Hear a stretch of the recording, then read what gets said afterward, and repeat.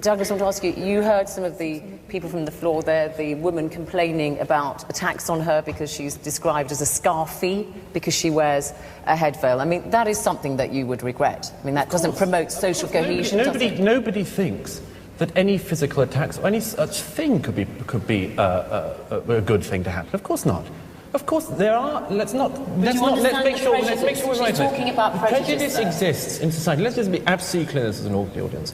Prejudice undoubtedly exists in this society. It exists across racial groups, including from minorities to other minorities, after all, which is one of the things we see increasingly in Britain these days. And it is also the case that people, in particularly famously lower socioeconomic groups, are likely to feel hatred for other groups. That is one of the things that has to be tackled, and everyone, I think, in this hall, I'm sure, we're in agreement that that should be tackled. But hello guys, what's up? Hi guys, hope you guys are feeling good. Welcome back to the show. Now this year we keep live. Hey Veracity, welcome back to the channel. It's your girl VeraMoore, and I'm back with another reaction video. So this is Stop Lying.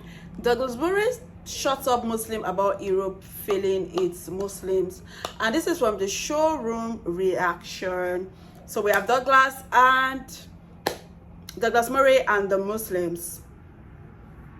Europe failing its Muslims. Oh my gosh, let's go on. Simple. We're going to be checking out the real clip, and this is a debate and an interview session by Douglas Murray, and you can't just wait to see this one. This one is so epic that it talks about everything about Europe failing Muslims. So with no further ado, let's just check this clip out. And I wish you saw this one earlier. You literally wish you saw it earlier, because this clip is talking about everything about all you need to know about Europe failing Muslim. Okay, with no further ado, let's just jump to this clip and let's see how Douglas Murray clearly points everything out about how Europe is failing Muslims. Okay, let's check this out. Let's go. I do want to ask about women and Islam, because this is something, we've had some contributions from the floor on that, and women wearing their veils and so on. I mean, this is something which does exercise a great deal of debate.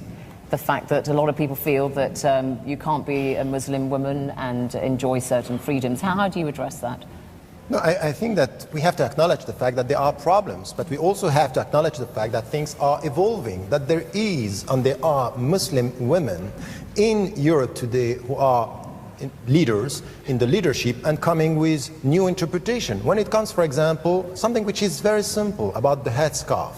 It's against Islam to impose it, it's against human rights to take it off. This should be the point, and this is why we should be in agreement. Second point, against forced marriages. We had campaigns in Europe against forced marriages. And then when it comes to anything which has to do with reading the text, being able to come and to get a sense of autonomy for women, this is happening. So I would say that in some countries, you wear the headscarf by default. Now this is crazy. This is crazy. Can you imagine? Okay, fine. They are complaining about wearing the hijab, that they don't allow, like they want to bring out laws. They're complaining about not allowing them wear their hijab. They should be allowed to wear their hijab and all of that. They've not even banned the hijab yet. Ask these people. The Muslim countries. Ask the Muslim countries to give freedom to other religion in their countries. In any Muslim country, the only religion accepted there is Islam. If you bring any other religion, Christianity, you'll be murdered, you'll be killed.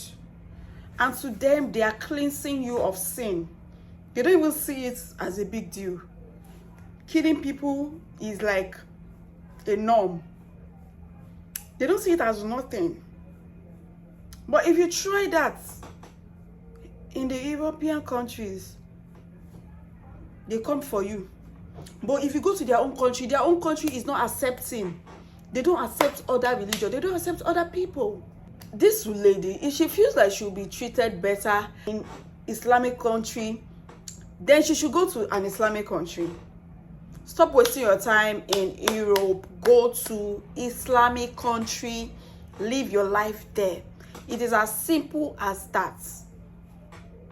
Definition, you can't be a free Muslim woman because the way you dress. I think it's wrong. Let the people decide and let them speak for themselves and listen. All right, listen, because sometimes they speak and they are not listening. There's a big debate. Yeah, I want to talk about women. There's a big debate. I have direct question to Sharif. What will you do if you find out that a woman is not wearing that dress by her own choice?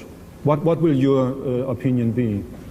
It happened, and I did it and I said it to some of at least now in my mind there are two who asked me about the fact I don't want to wear it, and this is imposed by my father, and once by my mother. I said, resist. Don't accept something which is against your freedom, because it has to be your choice and it's an act of faith. So for the dignity of Muslims, you have to resist. Okay. I mean, there's a big debate at the moment in Europe, isn't there, in France in particular, about the niqab, the full face veil, and even people like Rachida Dati, the former French cabinet minister, has said that she is opposed to that. But Douglas, I want to ask you, you heard some of the people from the floor there, the woman complaining about attacks on her because she's described as a scarfie because she wears a head veil. I mean, that is something that you would regret. I mean, that doesn't promote social cohesion, does it? Nobody thinks that any physical attacks or any such thing could be a good thing to happen. Of course not. Of course there are. Let's make sure we're right. She's talking about prejudice. Prejudice exists in society. Let's just be absolutely clear, this is an audience. Prejudice undoubtedly exists in this society. It exists across racial groups, including from minorities to other minorities, after all, which is one of the things we see increasingly in Britain these days. And it is also the case that people, in particularly famously lower socioeconomic groups, are likely to feel hatred for other groups. That is one of the things that has to be tackled, and everyone, I think, in this hall, I'm sure, we're in agreement that that should be tackled. But do not mix up somebody, a thug, a racist, and so on, attacking somebody in a street with the right of Fleming and me to say what we see in the Quran, what we think of Muhammad, and maybe even asserting our right to say so. Okay, all right. Now,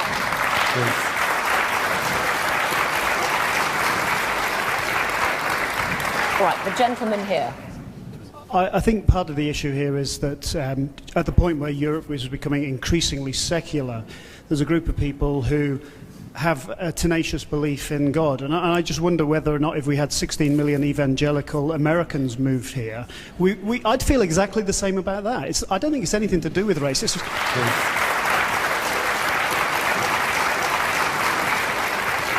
Okay, let's take some from upstairs. Yeah.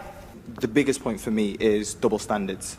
I think European double standards is the biggest problem. I mean, you talk of freedom of expression, and yet you kind of like compromise it through banning of minarets.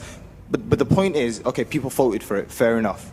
But the point is, you shouldn't compromise. You shouldn't give people you can discuss taxes, you can discuss anything, but freedom of expression, that is not something that is up for tax. And it's this double standards that the West sort of holds. Okay. That you're referring to that referendum in Switzerland about... and quite a lot of them, like the one in France banning burqas. Okay. Gentleman there. My name's Henry Hogger. I'm a former British diplomat in the Arab world. I worked until fairly recently for something called the Muslim West Facts Project, which is an exercise to publicise the findings of some Gallup polling on Muslim opinion in Europe. One of the most striking features in that, I think, is that in Britain, France and Germany, that Muslims, when asked for how strongly they feel attached to the country that they live in, on the whole gave stronger answers of loyalty than did the public as a whole, a sample of the public as a whole in those three countries. It seems to me that that's a strong and positive reason for arguing against the motion that Europe is failing its Muslims, but not the reasons which I fear our speakers against the motion have been giving, which rather incline to blame Islam and Muslims themselves for the problem. Okay, thank you.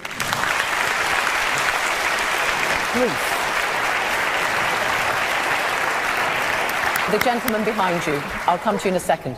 I do a lot of work with Christians who've come out from the Middle East, sometimes due to persecution, And British policy is frequently behind that. So the world is very complicated. But what worries me is that a lot of the things that people are worried about Muslim immigrants into Europe are very hard attitudes that a lot of the Christians also have. And I think if you're, for instance, from a gay minority in a lot of those communities, it is very, very worrying. And therefore we need to be thinking slightly bigger than just this Muslim thing, but it is about a wider cultural problem. Right, okay.